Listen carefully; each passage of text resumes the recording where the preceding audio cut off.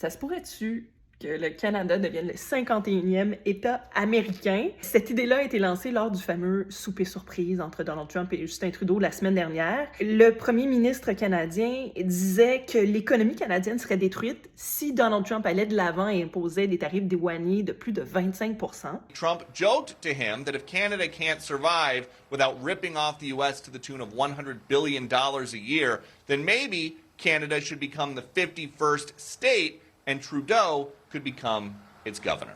Bon, pas mal tout le monde, y compris un ministre canadien qui était là, ont qualifié cette phrase-là de blague. Une blague à table qui, pour certains, en a fait rire jaune. Il y a des petites balles courbes comme ça qui lui arrivent de la Maison-Blanche. Sur les réseaux sociaux aussi, ça donnait matière à des contenus humoristiques.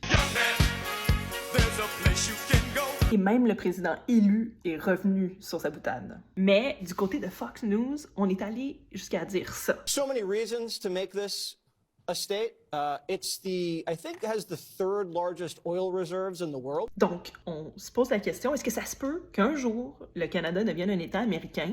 Non. Bon, c'est très clair pour Patrick Fafard. C'est un professeur titulaire à l'École supérieure d'affaires publiques et internationales de l'Université d'Ottawa. Il faut dire aussi qu'il se connaît pas mal en Constitution. Du côté du Canada, il faudrait que ce soit un amendement à la Constitution. Un amendement qui aura besoin de l'accord de chaque province et territoire.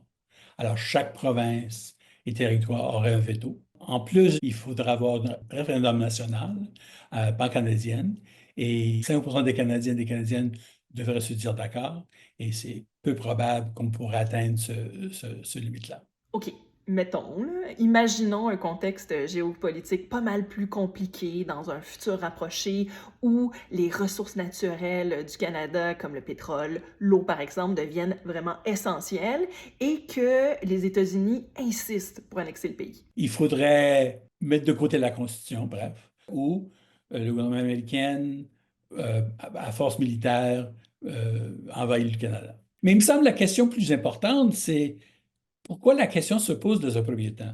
Comment se fait-il qu'un président américain peut juste spontanément évoquer le scénario de le Canada comme État?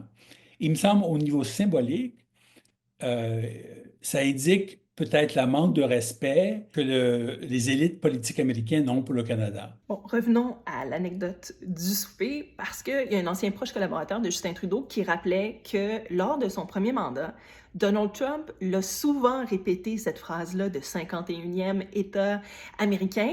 Pourquoi? Parce que ce serait un procédé pour secouer les Canadiens.